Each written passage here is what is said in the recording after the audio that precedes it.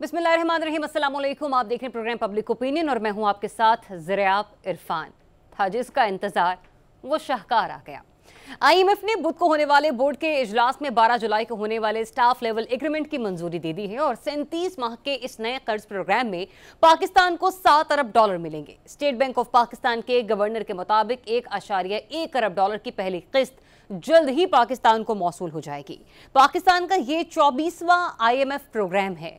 कर्ज मिलने पर हम शादियाने तो बजा रहे हैं, लेकिन असल सवाल यह है कि क्या हम अपने पुराने और दायमी मुआशी मसाइल को इस्लाहात के जरिए हल करने की सलाहियत रखते हैं, और क्या ये सब करना आसान होगा? पाकिस्तान को मईशत के तमाम शोबों खुसूसन महसूलात की वसूली और अखराजात में किफायतशुमारी इख्तियार करना होगी। तवानाई, पेंशन और खसारे में चलने वाले सरकारी इदारों में इस्लाहात मुतारिफ करवाना होगी।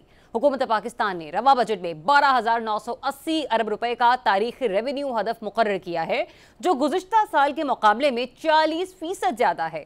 अमरीकी डॉलर में यह रकम $46 अरब से ज्यादा बनती है। सवाल यह है कि क्या हम इतना टैक्स जमा करने की सलाहियत और जज्बा रखते हैं, और क्या हुकूमत वक्त नापसंदीदा इस्लाहात का नफाज अफोर्ड कर सकती है? आईएमएफ पैकेज मिलने वाले के बाद इसमें हम ये भी देखते हैं, एक सवाल जो बार बार एक कॉमन मैन के ख्यालात पर दस्तक दे रहा है, वो ये है कि क्या इस $7 अरब से उसकी जाती मईशत पर कितना और किस तरह का असर पड़ेगा? क्या इस पैकेज के बाद एक आम पाकिस्तानी को इससे वो फवायद हासिल होंगे जिसका दावा हुकूमती वज़रा और मुशीरान कल से प्रेस कॉन्फ्रेंसेस में कर रहे हैं? दूसरी जानिब मौशी मसाइल तो किसी हद तक टलते नजर आ ही रहे हैं, लेकिन मुल्क की सियासत में अब भी वही हिजान है जो 2 बरस पहले शुरू हुआ था। अदालत में मौजूद खींचातानी कम होने के बजाय मजीद बढ़ गई है। सुप्रीम कोर्ट के जजेस का आपस का इख्तलाफ एक ऐसी लड़ाई में तब्दील हो चुका है जो सबके सामने अवामी सतह पर लड़ी जा रही है।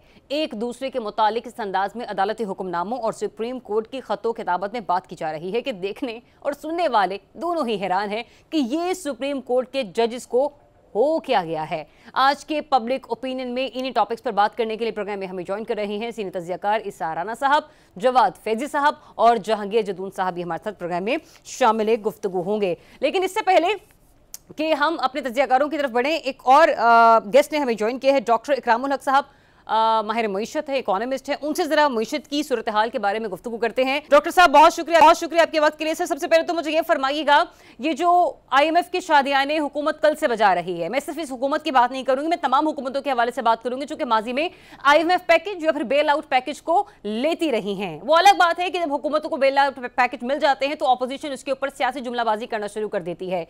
ये इस वक्त जो हमें ये आईएमएफ का एग्रीमेंट कंप्लीट होता हुआ नजर आ रहा है, मींस के ये मिल चुका है, पहली किस्त जारी होने वाली है जल्दी, आपको लगता है कि इससे पाकिस्तान की मईशत में बेहतरी आएगी? जी जाहिर है, जब आप आईसीयू में हो तो बेहतरी एकदम तो नहीं आती। आप आईएमएफ के पास उसी वक्त जाते हैं जब आप आईसीयू में होते हैं। तो अब मरीज की हालत तो जाहिर है कि अभी आईसीयू में है, तो पहले तो उसको स्टेबलाइज करना होगा। आप ये कह सकते हैं कि इस प्रोग्राम से जो स्टेबलाइजेशन का प्रोसेस शुरू हुआ है उसमें बेहतरी आएगी, मगर जो पाकिस्तान के मसाइल हैं, जैसे मैं किया कि आप आईसीयू वार्ड में हैं, तो उससे निकलने के लिए तो बहुत तगोदो करनी पड़ेगी, मरीज को दोबारा से उसके पाँव में खड़ा करना पड़ेगा। सर किस किस्म के स्टेप्स लेने होंगे, किस किस्म की तगोदो करनी पड़ेगी इस हुकूमत को? क्योंकि आप ये देख लीजिए कि इससे पहले भी जब केयर टेकर सेटअप था तब भी बहुत कड़े फैसले हुए, उससे पहले भी जब पीडीएम की हुकूमत थी तब भी बड़े अहम फैसले किए गए, और अब भी जब ये हम आईएमएफ का पैकेज लेने जा रहे हैं तब भी हुकूमत के लिए बहुत सख्त शराइत हैं। क्या कुछ करना पड़ेगा हमें? जी कड़े फैसले तो नहीं किए गए, सिवाय टैक्सेस लगाकर और कीमतें बढ़ाकर तो कड़े फैसले नहीं होते। मसला ये है कि इस वक्त अगर आप 13 ट्रिलियन की टोटल आमदनी है तो 20 ट्रिलियन के अखराजात हैं, तो ये 7 ट्रिलियन का जो फर्क है इसको कम करने के लिए हुकूमत के साइज को कम करना, वेस्टफुल एक्सपेंडिचर जो हम करते हैं उसका खत्म करना, ये जो मराद टैक्स फ्री दी हुई है उनका खत्म करना, ये तो पहले भी कभी नहीं हुए और ये गैप बढ़ता चला जाता है। तो ये जो वो समझते हैं कि हमने टैक्सेस बढ़ा दिए, हमने यूटिलिटीज की कीमतें बढ़ा दी, ये कड़े इक़दाम नहीं सर। लेकिन 12,980 अरब रुपए का तारीख रेवेन्यू हदफ जो है वो मुकर्रर किया गया है रवा बजट में, आपको लगता है कि हुकूमत ये पूरा कर पाएगी या ये पॉसिबल है? जी वो तो मुश्किल अपनी जगह है ही, मगर अगर हम ये कर भी लें तो क्या उससे हमारे मसाइल हल होंगे? क्योंकि देखिए 9.75 ट्रिलियन का तो सिर्फ डेट सर्विसिंग है, मसला सिर्फ जो है वो हमारा इनकम साइड का नहीं है बल्कि एक्सपेंडिचर साइड का है। अच्छा। और जब तक आप एक्सपेंडिचर साइड को ठीक नहीं करेंगे, आप जितना मर्जी लोगों पे टैक्स लगाते रहे, मसाइल हल नहीं होंगे। ये तो और भी बढ़ता रहेगा, क्योंकि अगर आपके ये गैप कम नहीं होगा तो आप और बोरो करेंगे। जब आप और बोरो करेंगे तो नेचुरली आपको और पैसा आप नोट प्रिंट करते हैं, फिर वो स्टेट बैंकों को देती है, फिर स्टेट उससे लेती है, उससे इन्फ्लेशन भी होती है और आपका गैप बढ़ता जाता है। जब गैप बढ़ेगा तो जाहिर है डेट सर्विसिंग बढ़ेगी। तो असल जो मसला है पाकिस्तान का डेट सर्विसिंग को नीचे लाने का, अपनी इनकम बढ़ाने का, अखराजात कम करने का, उसकी तरफ जब तक तवज्जो ज़ाहिर है ढांचे में तब्दीलियां अच्छा, जिन मामलात की तरफ आप तवज्जो हुकूमत की दिलाना चाह रहे हैं, मुझे ये बताइएगा डॉक्टर साहब, पाकिस्तान की मईशत में हमने देखा कि सबसे बड़ा टीका IPPs ने भी पाकिस्तानी मईशत को लगाया है। इस तरफ हुकूमत की स्ट्रेटेजी क्या होनी चाहिए? देखिए, ऑफ बैलेंस शीट जो पाकिस्तान की लायबिलिटीज हैं वो तो बढ़ती चली जा रही हैं। अब ये 2.8 ट्रिलियन हो जाएगा। अब बिजली का मामला जो है, ये पावर का सेक्टर पूरे का मामला जो है, उसके अंदर जाहिर है कि इंतजामी है। बैड गवर्नेंस के अलावा जो हमने मुआहदे ख़त्म हो रहे थे उनको भी रिव्यू कर दिया है। तो वहाँ तो जब तक आप इस सारे निज़ाम को या तो प्राइवेटाइज करें या फिर आप इसको अंदर ऐसी बेहतरी लाएं जिससे कि ये गवर्नेंस बेहतर हो। गवर्नेंस हुकूमत से कोई भी बेहतर नहीं कर सकी और उम्मीद भी कम हो सकती है। तो फिर अब यही है कि जेनको को भी और सारे जिसको भी प्राइवेटाइज, जिसको कोई कंपटीशन होगा, सस्ती बिजली मिलेगी, वहाँ से मिल जाएगी। लगता है हुकूमत के बस का ये रोग नहीं है। और ये बस चलें डॉक्टर साहब, ये इशराफिया के हवाले से तो बात होगी। अब आप, मैं और मेरे पैनल पे बैठे हमारे बाकी जितने भी दोस्त मेहमान हैं, इन सब के बारे में भी बात हो जाए। आम आदमी को, अवाम को रिलीफ मिलता हुआ नजर आएगा? जी बिल्कुल भी नहीं। ये तो और भी ज्यादा सख्त हमें दिन देखने पड़ेंगे, क्योंकि अभी भी IMF ने कहा है कि आप अपने रेवेन्यूज और बढ़ाएं, क्योंकि पहले क्वार्टर में ही जो FDR था, आपने देखा पहले 2 महीने में 100 तकरीबन बिलियन का शॉर्टफॉल हुआ। अब ये आखिरी, ये जो थर्ड इसका क्वार्टर आखिरी महीना, इसमें जितना भी वो कोशिश कर ले 1.2 ट्रिलियन में इकट्ठा कर पाएंगे। अब जाहिर है फिर IMF कहेगा कि जी आप खर्चे तो कम नहीं करते हैं तो इनकम बढ़ाएं। इनकम बढ़ाने का एक ही तरीका है हुकूमत के पास टैक्सेस लगाना। अब वो जो बड़ी बड़ी कोठियों में रहते हैं, बड़े बड़े GORs, उनको तो वो प्राइवेटाइज करने से रहे, उनको तो लीज पे देने से रहे, क्योंकि जाहिर है उनकी शान में कमी आती है कि वो क्यों हमारी तरह रहे, अपने खर्चों पे रहे, क्यों उनको फ्री बिजली ना मिले, क्यों उनके पास बड़ी बड़ी गाड़ियां ना हो, क्यों उनका पेट्रोल उनको फ्री ना मिले। तो ये देखिए, ये अब रियासत के अंदर सोचना चाहिए कि अब जो हमारी मईशत और लोग, उनकी सलाहियत नहीं रही कि वो इनकी याशियां फंड कर सके। तो सब हमारे साथ ही रहेंगे। साराना साहब, मुझे ये बताइएगा, जो इस वक्त हम सारी सूरत हाल देख रहे हैं, यकीनी तौर पर हुकूमत के लिए कहीं ना कहीं ये खुशी की खबर तो है कि यूँ कह लीजिए कि ठंडी हवा का झोंका है, क्योंकि वेंटिलेटर पर पड़ी मईशत को किसी न किसी तरीके से अगर आप ICU यूनिट में शिफ्ट कर रहे हैं, क्योंकि उसके पैसे भी तो हुकूमत खुद ही अदा कर रहे हैं ना। लेकिन आपको क्या लग रहा है कि इससे आम आदमी को या हुकूमत के कुछ मजीद मामलात और मनसूबों को कोई रिलीफ मिलेगा?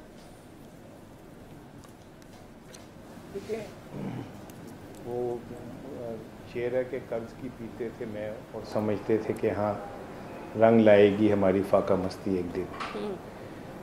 ये नून लीग और पीपल्स पार्टी का पहले दिन से एजेंडा था कि पाकिस्तान को गैर मुल्की क़ुव्वतों के इस तरह हवाले कर दिया जाए कि ना हम अपनी खारजा पॉलिसी बना सकें, ना हम अपना बजट बना सकें, ना हम अपनी जो बतौर खुद मुख्तार मुल्क को डिसीजन ले सकें। 7 बार पीपल्स पार्टी जा चुकी है IMF के पास, और ये गए हैं 5वीं दफ़ा, यानी 12 दफ़ा पीपल्स पार्टी और ये 2 जमातें जा चुकी हैं। मैं बार बार एक बात कहता हूँ कि जिन अदवार में ये वर्ल्ड बैंक ने, IMF ने या किसी भी इदारे ने हमें कर्जे दिए, आप एक दफ़ा छानबीन करें कि उस दौर में उन कर्ज़ों के सबब कौम के ऊपर तो कर्जा पर बनफी फ़र्क बढ़ता चला गया, लेकिन जिन लोगों के दौर में ये कर्जे लिए गए उनकी जायदादें कितनी बड़ी हैं। आपको बात समझ आ जाएगी कि ये कर्जे कहाँ जाते हैं या इन कर्ज़ों का मसरफ क्या है। 50,000 रुपये वाले आदमी के तो खीसा खोल रहे हैं आप, क्या आपके जेब में क्या नॉन फाइलर क्यों हैं, आप फाइलर हो जाएं। लेकिन जो 20 अरब डॉलर यहाँ से दुबई ले गए उनकी तरफ आप देख नहीं सकते। लंदन में जो करोड़ों अरबों रुपए के फ्लैट्स बना के बैठे हैं उनकी तरफ तो आप देख नहीं सकते। जिनके स्विस अकाउंट्स हैं उनकी तरफ तो देख ही नहीं सकते, जो टीटीज के जरिए करोड़ों और अरबों रुपए बाहर पाकिस्तान से भेज चुके हैं उनकी तरफ आप देख नहीं सकते। अलमिया ये कि उन्हें देखना तो दूर की बात है, उन्हीं को तो आप सरबराह और निगरान हुकूमत बनाते हैं। आसिफ अली जरदारी के मुतालिक क्या हमें नहीं पता कि जो मुश्ताक चीनी और फना हेल्पर और फना चपड़ासी के अकाउंट से जो अरबों करोड़ों रुपए निकले वो किसके थे? और क्या आसिफ अली जरदारी ने एतराफ नहीं किया था? शहबाज शरीफ साहब पे साराना साहब, जिन लोगों की तरफ आप गुफ्तगू आप इशारा कर रहे हैं, इनको लगाम डालने के लिए एक इदारा है नैब का, और उस नैब के इदारे को फाल होना था पाकिस्तान तहरीक इंसाफ के दौरे हुकूमत में। फिर क्या वजह है कि साबिक वज़ीर आज़म या फिर उनकी कैबिनेट इन लोगों से वो पैसों की वसूली नहीं करवा सकी? उसकी एक रीजन है कि ये पूरा निज़ाम एक करप्ट निज़ाम है, और इसके ऊपर जो ऊपर बेनिफिशरीज हैं वो एक दूसरे के सपोर्टिव हैं। मिसाल के तौर पे इलेक्शन कमीशन मुश्किल में होता है तो काजी फायजी साहब उसकी सपोर्ट करने आ जाते हैं, ठीक है। पार्लियामेंट मुश्किल, काजी साहब मुश्किल में होते हैं तो पार्लियामेंट काजी साहब की सपोर्ट करने के लिए आ जाती है, मुद्दत बढ़ा दो, यूं कर दो, यूं कर दो। वो मुश्किल में होते हैं नवाज शरीफ शहबाज शरीफ साहब वगैरह, तो काजी साहब बायोमेट्रिक घर भेज देते हैं। ये एक नेक्सिस है। मतलब आप भी कह रहे हैं एक दूसरे को रेस्क्यू करने के लिए कोई ना कोई इदारा बैकिंग पर होता है। जवाद फैजी साहब, इन लोगों के लिए ये शराफिया को रेस्क्यू करने के लिए तो कोई ना कोई कहीं ना कहीं पर मौजूद है। अवाम को रेस्क्यू कौन करेगा? ये IMF का पैकेज मिलने के बावजूद लग ऐसे रहा है कि जैसे हुकूमत के या फिर इन लोगों की खर्चियां वहीं की वहीं रहेंगी, अवाम पे जो है वो मजीद बोझ डाला जाएगा। देखिए, अवाम को रेस्क्यू करने आए थे महात्मा जो इस वक्त जेल में है, अवाम को यही बयानिया दिया था, फलां भी चोर है, फलां भी चोर है, वो डाकू है, और खुद वो कुछ कर ना पाए। मेरे भाई इसार राणा साहब अभी फरमा रहे थे कि निज़ाम करप्ट है। वो निज़ाम करप्ट है तो फिर नहीं आना चाहिए था। अगर आ गए थे तो जब वजारत उज़्मा से उतरे तो तब ये सब कुछ याद आया कि निज़ाम बड़ा करप्ट है। जब बैठे रहे, जब शाम को 5 बजे वज़ीर आज़म हाउस पहुंचते थे और सिर्फ रमल और आयला मलक की बातें सामने आ रही थी, तब ये पता नहीं चला कि निज़ाम करप्ट है। 190 मिलियन पाउंड्स के केसेस आए हैं। ये नवाज शरीफ या जरदारी के दौर में तो नहीं आए। ये इतना बड़ा महल बन गया, और बेगम के नाम पे भाई रेस्क्यू करने तो अब इसराइली आएगा, जो अपने जरायद के जरिए, जो अपने अखबारात के जरिए, जो इसराइल टुडे के जरिए, यरूशलेम पोस्ट के जरिए तारीफों के पुल बांध रहा है और वो सब कुछ कह रहा है। यकीनन रेस्क्यू करने तो इसराइली मंदूब आएगा, जो अक़वाम मुत्तहिदा में सिर्फ पाकिस्तान में एक शख्सियत के इंसानी हकूक देखता है और उसके बारे में बात करता है। फलस्तीनियों के शहादतों के अंबार लग गए हजारों की तादाद में, उस पे वो ही इसराइल आ जाता है कि एक ही बंदा है पाकिस्तान में। ये निज़ाम अगर करप्ट है तो उसके बारे में फिर मेरा ख्याल है महात्मा को चाहिए कि उन्हें भी खत लिख दें। अभी बात हो रही थी, यकीनन देयर इज नो डाउट ये मुतालबा बहुत अच्छा है, खूबसूरत है, और सबको इसकी तायद करनी चाहिए। जिस जिस दौर में जितने कर्जे लिए गए वो ब्लैक एंड व्हाइट में आना चाहिए। कहां पे खर्च हुए, किस चीज पे खर्च हुए, कौन था, कैसे था, किसने किया। लेकिन असल इशू ये है कि जब ये कर्जे लेने और ना ले देने के हवाले से तो अपनी खुदकुशियों के ऐलान हो रहे थे, फिर आपने देखे, आपने एक और बात कही, शादियाने बजाकर पाकिस्तान पहुंचे थे ना कि मैं पाकिस्तान आऊंगा, डॉलर का रेट देखिएगा कैसे मुस्तहकम होता है, डॉलर का रेट देखिएगा कैसे नीचे जाता है। हमने देखा फिर डॉलर को ऐसे पर लगे कि ना आज आप पकड़ सकते हैं ना मैं पकड़ सकती हूँ। देखिए, इसमें यह भी जाते जाते एक और भी, ना तो खुदकुशी की, मैं तो ये तजवीज़ दूंगा कि वो काली बाल्टी सीधी करके आधी पानी की भर के भेज देनी चाहिए कि अगर ये अब हो गया तो कैसे हो गया। दूसरी बात, ये किसने किया था कि मुल्क से जाते जाते 50 रुपए लीटर सस्ता कर दिया। अवामी चीज तो बड़ी अच्छी थी, लेकिन उनके 1 डाउन 2 डाउन 3 डाउन वो सारे जो टीम के मेंबर थे उन्होंने उन्हें समझाया नहीं कि इससे पाकिस्तान का दिवालिया निकल जाएगा। फिर ये खत लिखते रहे IMF को, ना ना ना पैसे नहीं देने, पाकिस्तान को डिफॉल्ट होना चाहिए, श्रीलंका बन जाना चाहिए। लिहाजा इस सारी सूरत हाल में मेरी 10 बस्ता हाथ जोड़ के तमाम असहाबे इल्म व दानिश से गुजारिश है कि सीधी सीधी बात पे आ जाएं। पॉकेट्स बनने की बजाय मेरे समेत हमें यह सोचना चाहिए कि मेरा बच्चा जिसने अभी पैदा होना है वो भी 2,95,000 का मकरूज है। Exactly, और जवाब साहब, अगर ये बात सभी लोगों को समझ आ जाएगी तो शायद पाकिस्तान के मसाइल बहुत आसान हो जाएंगे। एक्स जो कि सोशल मीडिया की एक वेबसाइट है, वहां पर कल भी मैं ये देख रही थी कि कुछ हुकूमती वुज़रा जो हैं वो इसको क्लैप कर रहे थे कि हमें IMF पैकेज मिल गया। कुछ PTI या ऑपोजिशन में बैठी हुई जमातें और उनके जो वुज़रा रहे हैं वो इस चीज को कह रहे थे कि हाय हाय हाय फिर से बुरा हो गया। मैं सिर्फ ये कहती हूँ कि होना ये चाहिए कि इस पैनल में बैठे तमाम लोग मुझ समेत हर घर के अंदर इख्तलाफात रखने वाले लोग मौजूद होते हैं, लेकिन जब गैस और बिजली के बिल आएंगे ना तो ये पूछ कर नहीं आएंगे अच्छा आप PTI वाले हैं, आप नून लीग वाले हैं, आप पीपल्स पार्टी वाले। जहांगीर जदून साहब, मुझे ये बताइएगा कि मुल्की मईशत में देर पा इस्लाहात आपको लगता है कि किसी तौर मुमकिन है तो कैसे? और दूसरा ये भी कि जब नया पैकेज आया है इससे आपको लगता है कि महंगाई में मजीद इजाफा होगा? देखिए, मैं तो कोई इकानमिस्ट नहीं हूँ, लेकिन एक जनरली ज़ाहिर है जब भी इकानमी होती है पाकिस्तान से उससे एक नीचे से ऊपर तक तमाम जो तबका है उस पर असरात तो होते हैं, तो उनमें एक मैं भी शामिल हूँ, आप सारे लोग भी शामिल हैं। असल बात ये देखें, एक टाइम ऐसा है कि पाकिस्तान के बारे में ये कहना शुरू हो गए जी पाकिस्तान आज कल डिफ़ॉल्ट कर रहा है। अब आप देखें ना, उस डिफ़ॉल्ट से तो पाकिस्तान को बचा लिएगा। अभी ये बात तो है कि कोई ये नहीं कह सकता कि पाकिस्तान डिफ़ॉल्ट कर रहा है। अभी ये दो इकनॉमिक कंडीशंस 2018 में थी जिस वक्त पाकिस्तान बड़ी अच्छी तरह तरक्की कर रहा था। उसके बाद एक गवर्नमेंट, इलेक्टेड गवर्नमेंट को डिस्टेबलाइज करके उसको निकाल दिया गया, नई गवर्नमेंट इंस्टॉल कर दी गई। तो फिर उसके बाद जो है देखें हालात जो है वो ख़राब से ख़राब उतरते चले। अब वो तो नहीं इस बात को मानते, लेकिन आपको एक अगर अनबाइस्ड एनालिसिस करें तो 2018 के हालात और अब के हालात और पिछले 2018 के बाद जो साल गुजरे हुए हैं उनमें कंपैरेटिवली ग्रोथ रेट को देखें, इन्फ्लेशन देखें, मार्कअप रेट देखें, ये जो मेन मोटी चीज़ें होती हैं एक आम बंदा समझ सकता है, तो उसमें तो 2018 में कंपैरेटिवली मच बेटर थे। लेकिन उसके बाद फिर एक दौर ऐसा आया कि जब PTI की गवर्नमेंट को भी हटा दिया गया, PDM की गवर्नमेंट आई, तो उस वक्त हालात मज़ीद ख़राब थे और मज़ीद ख़राब हो गए। अब उनको संभाला देने के लिए टाइम चाहिए।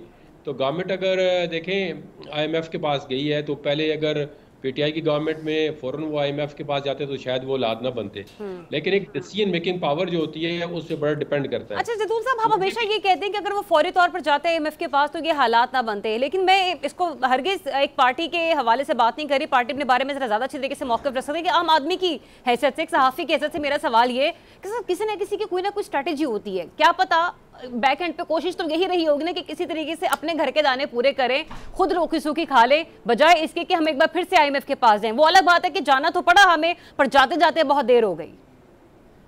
नहीं देखे ना, ये हर बंदा अपनी कैपेसिटी को समझता है कि मेरी क्या कैपेसिटी है। अब मिसाल के तौर पर मैं अगर मैं कहता हूँ जी मैं ये 30 या 40 किलो जो है वजन उठा सकता हूँ, लेकिन मैं कोई 200 किलो का वजन नहीं उठा सकता, मुझे पता है मैं नहीं उठा सकता। अब मैं उसकी एक साल कोशिश करता हूँ, लेकिन मुझे आप मेरा मतलब है जो कमिटमेंट है वो मुझे पता है ये मैं नहीं उठा सकता, मेरी कैपेसिटी इतनी नहीं है। मतलब आप एक एवरेज देते हैं ना कि 10 से 15% पे एक बंदा कहता है मैं इम्प्रूव कर सकता हूँ। एक बंदे को पता होता है कि हमारी जो इकोनॉमी है वो कोलैप्स कर रही है, हमने फॉरेन डेट जो है वो किस तरह वापस करने हैं, हमारे पास रिजर्व क्या है। तो ये असेसमेंट तो इकोनॉमिस्ट के अलावा एक आम बंदा भी कर सकता है। इकोनॉमिस्ट का मतलब होता है कि वो आपको मैक्रो या माइक्रो प्रोग्राम देते हैं कि आपकी इकोनॉमी किन सेक्टर में इंप्रूव हो सकती है, क्या क्या मेजर आपने करने हैं। वो आम हमारे जैसे बंदे को नहीं पता होता, उसके लिए एक्सपर्ट चाहिए होते हैं।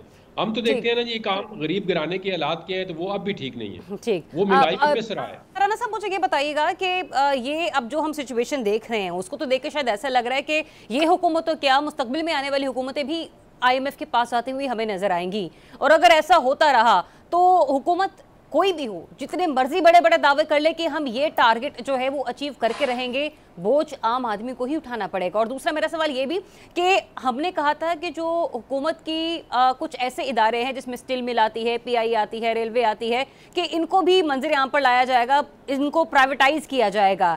ऐसा क्या है कि अभी तक उनमें से कोई एक इदारा भी प्राइवेटाइज नहीं हो सका?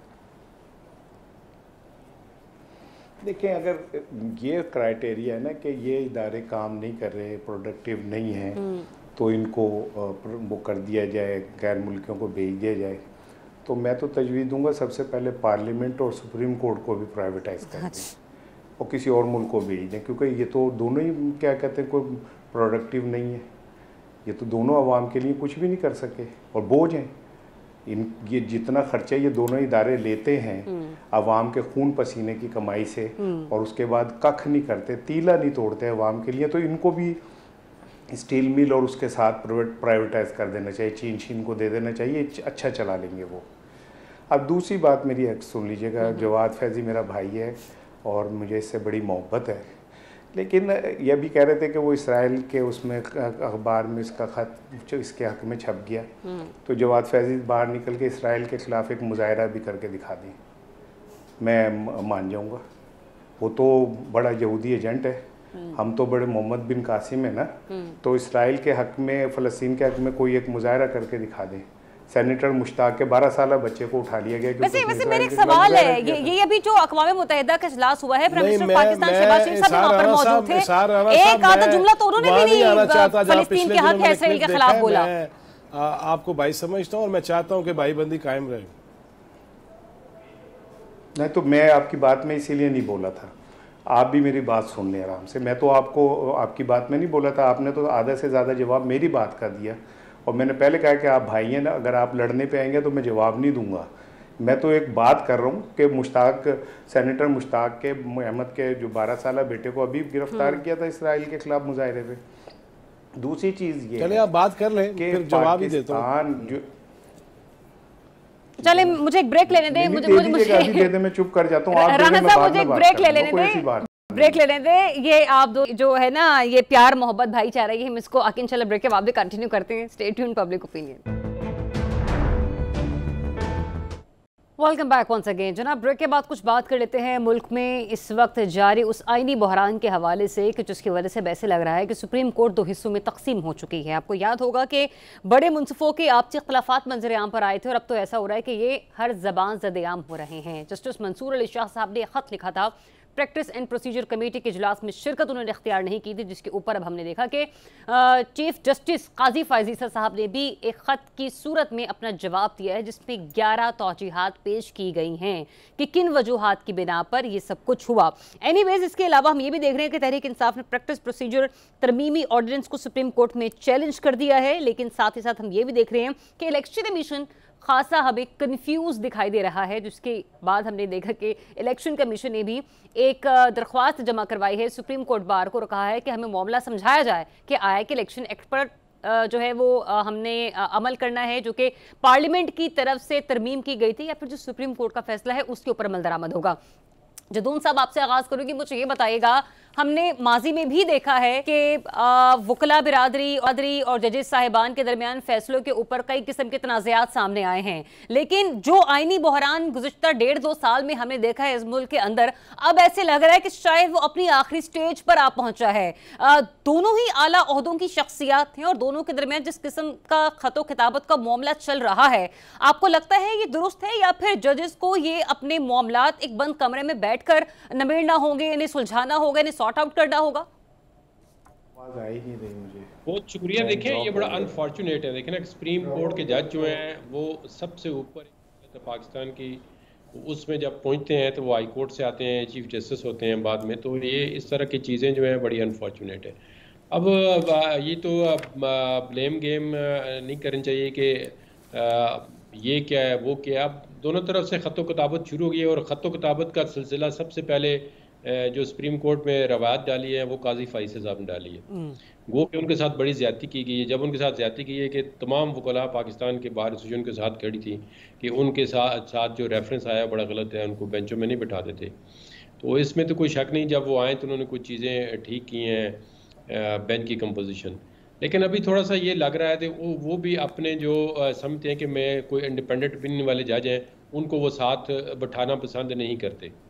क्योंकि आप देखें ना, अगर आप जो उन्होंने ख़त ये लिखा है, उन्होंने ये लिखा था कि आप आर्डिनेंस के खिलाफ थे कि आर्डिनेंस अगर हमें लाना है तो पार्लियामेंट को बंद कर दें, तो आप उसी आर्डिनेंस पे आप अमल कर रहे हैं कि उसी आर्डिनेंस को एक आड़ बना के तो आप जो है फिर डिस्क्रिशन अपनी यूज़ कर रहे हैं। अब आप जो डिस्क्रिशन पहले उन्होंने ख़त्म की, उन्होंने कहा जी डाइल्यूट करते हैं पावर, चीफ जस्टिस 20 सीनियर सबसे होता है, उसके बाद 2 सीनियर से जो एक प्यूनी जज और दूसरे जज। लेकिन उसमें देखा है कि अभी उन्होंने एक डिस्क्रिशन यूज़ करके तो अपनी एक मर्जी की बकौल उनके दूसरों के मर्जी की, और उन्होंने ये भी कहा कि आप सुप्रीम कोर्ट के जज से ये सवाल नहीं कर सकते कि उसने बेंच में किसको बिठाना है और किसको नहीं बिठाना है।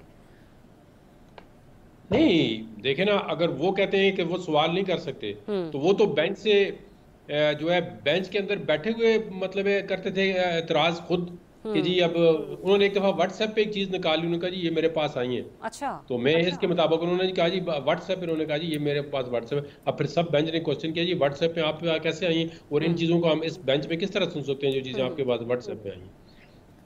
तो इनको दिल बड़ा करना चाहिए। देखें, एक पब्लिक इंटरेस्ट जो जुडिशियल रूल ऑफ लॉ है, कॉन्स्टिट्यूशन में अब अनबाइस्ड होकर हर एक जज को जो है वो काम करना चाहिए।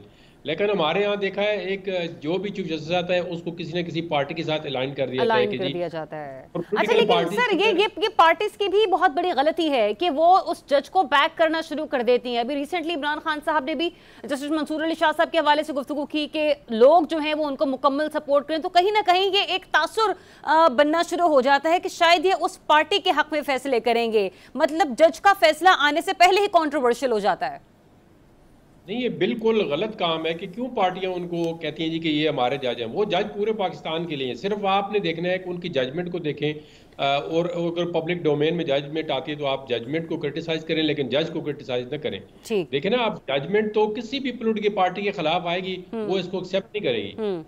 उमर बंदयाल ने जब नेशनल असेंबली को रिस्टोर किया, कासिम सूरी की जो रूलिंग थी उसको सेटिस्फाइड किया, तो पीटीआई ने सबसे ज्यादा उन पे क्रिटिसाइज किया। और वो उनके 5 जजों के जो कहते थे कि ये हम ख्याल बेंच है, ये हमेशा पीटीआई के हक में फैसले करते हैं, उनके पांचों को फोटो लगा के आपने देखा है लंदन में किसी जगह पे गाड़ी पे जूते मारे गए हैं। तो पॉलिटिकल पार्टियों के पास इतना सब्र नहीं होता। जिस पार्टी के खिलाफ भी फैसला आता है अगर वो मेरिट पे ही आए तो वो पार्टी कबूल नहीं करती। ठीक है, अच्छा, ये बड़ा अनफॉर्चुनेट है कि जिस भी पार्टी के खिलाफ फैसला आता है वो उसको एक्सेप्ट नहीं करती। बिल्कुल ऐसा ही है। मुझे आगे बढ़ने दे जवाद फैज़ी साहब। ये वाकई हमारा बहुत बड़ा अलमिया रहा है कि जब किसी पार्टी के अगेंस्ट कोई डिसीजन आता है तो वो पार्टी उसे एक्सेप्ट नहीं करती। यही हाल अभी इस वक्त पाकिस्तान मुस्लिम लीग नून का है। वज़रा की प्रेस कॉन्फ्रेंसेस की भरमार उठाकर देख लें, हर कोई ये कह रहा है हम तो इसे कबूल नहीं करेंगे, हम तो इसे नहीं मानेंगे। और दूसरा एक सवाल जो आता है वो सुप्रीम कोर्ट की अपनी जजमेंट और क्रेडिबिलिटी पर भी आता है कि सुप्रीम कोर्ट अब इतना वीक हो चुका है कि अपने ही दिए गए फैसले पर अमल दरामद ना करवा सके। देखिए, जिस मुल्क में इंसाफ ताखीर से मिलेगा वहां पे बेहतर फैसले मुमकिन ही नहीं है। जिस दुनिया के अंदर मरात के हवाले से पहले चंद नंबरों पे हो और इंसाफ की फराहमी में नीचे से पहले नंबरों पे हो, उसके बारे में सोचना चाहिए। अब ये सोचना किसने है? कल इरफान सिद्दीकी साहब कह रहे थे कि कितने जज होने चाहिए, कितनी मराहत होनी चाहिए, वो फैसला हम करें, लेकिन पार्लियामेंट को सुप्रीम नहीं मानना इसलिए कि आपका दिल नहीं कर रहा। देखिए, काजी फायज ईसा साहब, उनके खिलाफ रेफरेंस किसने भेजा था, फिर माफी किसने मांगी थी? वही आरफ अलवी साहब, जिन्होंने बाद में कहा जी गलती हो गई, मैंने माफ कर दो। लिहाजा आपने पहले से ही, फिर काजी फायज ईसा के आने के बाद कौन सा पीटीआई के खिलाफ ऐसा कोई फैसला बड़ा आया जिससे उनको फिर से आग लग जाए? लेकिन प्रोपेगेंडा मुहिम मुसलसल चलाई जाती रही। अब आप कल और कल ही वायरल होने वाली वो वीडियो देख लीजिए, एडिट करके उसमें जिस अंदाज में फैलाया जा रहा है। असल वीडियो किसी ने देखी है? उसमें तो वो काजी फायज ईसा साहब को जो है वो ये कह रहा है कि आपने इसराइल नवाज को सही कर रहे हैं। फैज़ी साहब, आपने वो असल वीडियो देखी है? जी, मैंने दोनों देखी हैं। अब अगर वो पहले वाली सही भी है, मुझे बताएं उस बंदे को क्या पता है, बेकरी वाले को, क्या आईनी मामलात क्या है? मेरे जैसा बंदा जो 33 बरस हो गया, 33 इयर्स, सर आप आम आदमी की बात कर रहे हैं, यहाँ तो इलेक्शन कमीशन को नहीं पता कि आईनी मामलात क्या है, कानूनी मामलात क्या है। 7 दफा इजलास कर बैठे हैं, उसके बाद आज फिर सुप्रीम कोर्ट बार में दरख्वास्त भेजती है कि हमें बताएं हमने करना क्या है। मतलब 70 तो बताया ना करना क्या है। देखिए, फैसले उसके बावजूद उन्हें पता नहीं चल रहा। मुख्तसर फैसला पहले दे दिया, उस पर ऑर्डर आ गया। काजी फायज ईसा साहब यही तो पूछ रहे हैं कि ये जज कहां बैठे थे, कौन से कमरे में बैठे थे, क्या हुआ था? रजिस्ट्रार कह रहा है मुझे पता ही नहीं है। तो जिस चीफ जस्टिस को ये नहीं पता कि उसकी अदालत में, उस बिल्डिंग में जहां पे वो तराजू लटका हुआ है, अपने इदारे के बारे में इस्तफसार करना, मैं बहरहाल मैं ऐसी चीज नहीं कहना चाहता जो कि पाकिस्तान के हक में ना हो। मेरी हमेशा ये कोशिश रही है, मेरी हमेशा ये काविश रही है, और मैं ये चाहूंगा कि जहां जहां सुकम है उन्हें खत्म होना चाहिए। शख्सियत परस्ती ने तो बेड़ा गर्क किया हमारा, और हालिया चंद बरस में 2 अशरों के अंदर तो शख्सियत परस्ती ने हमें उस जगह बिठा दिया है जहां नरगसियत है, खुद पसंदी की दलदल है, और सारे लोग उसमें धंसते हुए चले जा रहे हैं। इस मुल्क के मामलात को बेहतर करना होगा। बैठ जाए, सारे बैठ जाए। अभी बात हो गई कि जी बेच देना चाहिए सबको, पार्लियामेंट को, सुप्रीम कोर्ट को। भाई मैं चित्राल से चला था और मैं कराची तक गया इलेक्शन के दिनों में, सारे आजाद एक पार्टी के नहीं है। मैं कसम उठा के कहता हूं, मैं जानता हूं, मेरे पर्सनल दोस्त हैं, वो पीपल्स पार्टी से कोई नाराज, फैजी साहब, इसका फैसला आपने नहीं, सुप्रीम कोर्ट ने करना था और सुप्रीम कोर्ट ने कर दिया। इसार राना साहब, एक सवाल तो ये भी पूछा था जस्टिस मंसूर अली शाह साहब ने कि ये जो प्रैक्टिस एंड प्रोसीजर एक्ट के हवाले से ऑर्डिनेंस आया है, इसको फुल कोर्ट के सामने पेश किया जाए। वो जो आज 11 वजूहात सामने आई हैं, उसमें आपको सवाल का जवाब मिला जो मंसूर अली शाह साहब ने पूछा था? देखिए, जो आजकल माशाल्लाह ख़तों का एक दौर चल रहा है, और चिट्ठी ज़रा सैया जी के नाम लिख दे, हाल मेरे दिल का तमाम लिख दे, तमाम हाल, तो तमाम हाल चिट्ठी सैया जो है ना, सैया जी लिख देते हैं।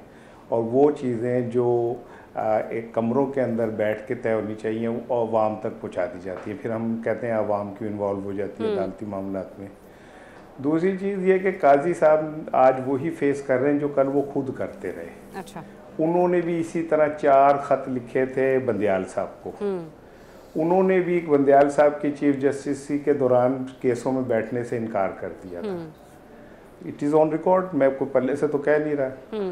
तो जो उन्होंने किया वो आज उन्हें फेस करना पड़ रहा है। लेकिन एक चीज़ मैं ज़रूर कहूँगा कि अगर वो बतौर चीफ जस्टिस अपने जजेस ब्रदर्स के को साथ लेके नहीं चल सकते, तो उन्हें रिटायरमेंट का ऐलान कर देना चाहिए और क्विट कर जाना चाहिए। कि अगर वो इखलाकी और असूली तौर पे बहुत महात्मा हैं, तो उन्हें क्यों नहीं ये बात समझ आ रही कि 1.5 माह पहले उनका नोटिफिकेशन हो गया था और जस्टिस मंसूर का नहीं हो रहा, और उन्हें क्यों नहीं ये बात वो क्यों नहीं कह पा रहे कि जस्टिस मंसूर को नहीं बनने देना, मैंने खुद ही का कंटिन्यू करना है। तो जब आप इस तरह की आमरीत अदालतों में लेके आएंगे, तो फिर जजेस ब्रदर्स के दरमियान जो जूतियों में दाल बट रही है वो सबके सामने है। अच्छा सर साहब, आपका तज्जिया आ गया, और आपका तज्जिया मेरे लिए इंतहाई मोहतरम और मुकद्दम भी है। जरा मैं जदून साहब से चाहूंगी कि इस पर आपकी और मेरी और हम सबकी रहनुमाई करें। जहांगीर जदून साहब, ऐसा क्यों हुआ कि जस्टिस काजी फायद ईसा साहब का तो जो नोटिफिकेशन है वो 1.5 माह पहले आ गया, आज 25 सितंबर है, 25 अक्टूबर को ठीक 1 माह बाद जस्टिस काजी फायद ईसा साहब रिटायर्ड हो जाएंगे। आपको नहीं लगता है कि हुकूमत को चाहिए कि जितनी मतलब ये कि उजलत उनकी नोटिफिकेशन में बढ़ती गई थी, जितने फौरी तौर पर उनका नोटिफिकेशन निकाला गया था, मंसूर अली शाह साहब का भी नोटिफिकेशन निकाल लें, कट्टी कट्टा मौका है, आवाम को भी सुकून कर लेने, खुद भी अपने दीगर मामलात में निपटे। फिर नहीं, देखें, बस ये भी आप गवर्नमेंट देखें ना, अपने असाब से काम करती है। चाहिए तो ये था कि हिसाब से काम करती है, अपने आसाब से काम करती है जी। वो इनका भी निकाल लेते तो कोई फर्क नहीं पड़ता कि वो सीनियर मोस्ट है, तो सीनियर मोस्ट जज ने ये आगे जाके, वो आइन भी यही कहता है कि उसी ने बनना है जब तक आइन के अंदर अमेंडमेंट नहीं होती। तो अगर वो बन जाते हैं, उनका नोटिफिकेशन निकलता है, तो उस पर कोई हर्ज नहीं है। लेकिन गवर्नमेंट भी अब ये देख रही है कि हमने आइनी तरमीम लानी है, और मैं इसमें थोड़ा सा ये है कि आइनी तरमीम देखें ना, बड़े उस टाइम पे ला रहे हैं कि एक चीफ जस्टिस के रिटायरमेंट के लिए सिर्फ 25 दिन या 1 महीना रह गया है। तो वो काजी साहब इसीलिए थोड़ा डैमेज हो रहे हैं कि उन्होंने जब से उनकी एक्सटेंशन की बात चली है कि उसमें कैटेगोरिकली स्टांस नहीं लिया कि मैं किसी सूरत में कोई एक्सटेंशन नहीं लेना चाहता। तो इसमें तो कोई शक नहीं है, कोई दो राय नहीं है कि वो एक्सटेंशन भी लेना चाहते हैं। वो एक बड़ी कोर्ट के चीफ जस्टिस रहना पसंद करते हैं, और वो कहते हैं कि जो फेडरल कॉन्स्टिट्यूशनल कोर्ट होगी वो सुप्रीम कोर्ट से ऊपर होगी। तो जदून साहब, निज़ाम इंसाफ की शफाफियत के लिए किसी चीफ जस्टिस का एक्सटेंशन लेना आपको लगता है ये बेहतर होगा? आप खुद एक माहिर कानून हैं। नहीं, बिल्कुल बेहतर नहीं है, किसी भी एक्सटेंशन में ये ठीक नहीं है। देखिए ना, एक बंदा अगर अपने टेन्योर में एक चीज को ठीक नहीं कर सकता, वो कहता है जी क्या गारंटी है बाद में कर लेगा। बिल्कुल, इसलिए कि उससे बेहतर लोग अगर मौजूद हैं तो उनको आने दें। वो तो सीनियरिटी प्रिंसिपल सेटल है, ये तो ये सेटल करते जी कि आप देखें ना, तो मंसूर शाह साहब जो है वो बड़े अच्छे जज हैं, वो मतलब है he will be the competent chief justice of supreme court of Pakistan. अब असल मसला ये है कि काजी साहब, इसमें कोई शक नहीं है कि वो चाहते हैं कि फेडरल कॉन्स्टिट्यूशनल कोर्ट भी बने। अब ये देखें ना, अब आप वाली बात है, उन्होंने इस पूरे वो उन्होंने किस्सा कहानी अपनी बता दी है। हाँ जी, उस सवाल का जवाब नहीं था जो मंसूर शाह साहब ने मांगा था। बात नहीं की कि आर्डिनेंस के आप बहुत सख्त खिलाफ थे, पर उसी आर्डिनेंस को आपने घंटों में जो है 1 घंटे के अंदर कमेटी कंस्टिट्यूट कर दी आर्डिनेंस पे। तो ये और आर्डिनेंस को उनको पता था कि वो जुमरात को उस कमेटी की मीटिंग में खुद नहीं आए, उनको पता था कल आर्डिनेंस आएगा और आर्डिनेंस पे ये चीज़ जो है ख़त्म हो जाएगी, स्ट्राइक डाउन कर रही है। तो ये तो देखे ना, थोड़ा सा तो एक आम बंदा जो है ना वो भी समझता है कि क्या हो रहा है। बिल्कुल ऐसे ही है, पाकिस्तान में घंटे के अंदर बिजली का उतरा हुआ मीटर नहीं वापस लगता, जितनी जल्दी हमने देखा था कि प्रोसीजर एक्ट एंड कमेटी में जज साहब को चेंज कर दिया गया। नहीं, देखें इसकी एक मिसाल नहीं है, इधर हमने ये भी देखा है कि ये नहीं कोई इससे मतलब सारे इसमें सारे लोग इस तरह करते हैं। अब पीटीआई की आप ये नहीं कह सकते कि पीटीआई गवर्नमेंट थी वो बड़ा फेयर काम कर रही थी, उन्होंने भी 1 घंटे में 3 आर्डिनेंस निकाल दिए। तो अब एक दफ़ा इस तरह हुआ कि इलेक्शन के कमीशन के 2 मेंबरान जो है वो अरफ अलवी ने जो है आर्डिनेंस के जरिए अपॉइंट कर दी, हालांकि आइन इसकी बिल्कुल इजाजत ही नहीं देता कि जी आप जो है इलेक्शन के जो दो मेंबर हैं। और ये उस वक्त तक भी होता रहेगा जदोन तक हमारी पार्लियामेंट मजबूत नहीं होती और जब तक हम आइन और कानून की पासदारी अमल में नहीं लाते, नो मैटर व्हाट, कि फिर पीटीआई ऑर्डिनेंस पास करते रहे, पाकिस्तान मुस्लिम लीग नून ऑर्डिनेंस पास करते रहे, फिर पाकिस्तान पीपल्स पार्टी ऑर्डिनेंस लेकर आती रहे। आप सभी मेहमानों का बहुत शुक्रिया, अपना बहुत सा ख्याल रखिए, इजाजत दीजिए, अल्लाह हाफिज।